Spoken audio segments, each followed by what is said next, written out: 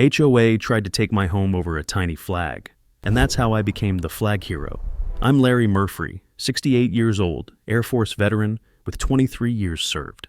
In 2013, I lived in the Oak Hollow subdivision in Florida, the kind of HOA neighborhood where even bird feeders needed written approval. But one morning, I planted a small American flag, 4 inches tall, in my flower bed.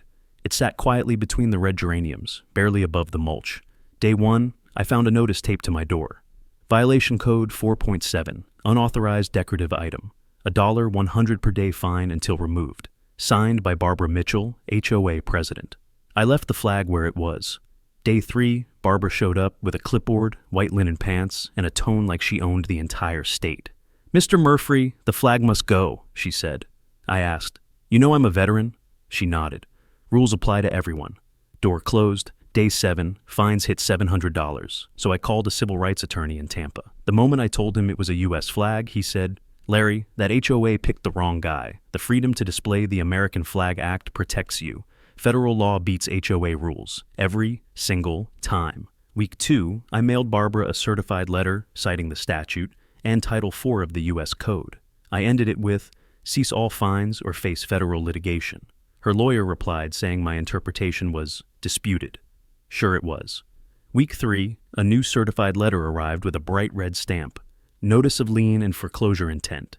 They actually threatened to take my home over a 4-inch flag. Week 4, I filed suit in U.S. District Court against the HOA, Barbara, and all 7 board members for violating federally protected rights. Their lawyers charged $400 an hour arguing community uniformity.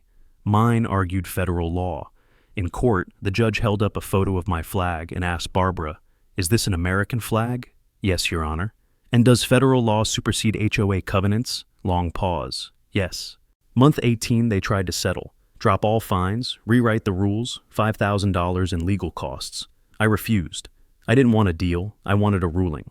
Month 24, February 2015, I won completely. The HOA was ordered to pay $47,000 in attorney fees, eliminate every flag restriction, and send formal apology letters to all homeowners. Barbara resigned. 3 board members quit. Their legal fund collapsed. News spread nationwide. Flags went up across the neighborhood.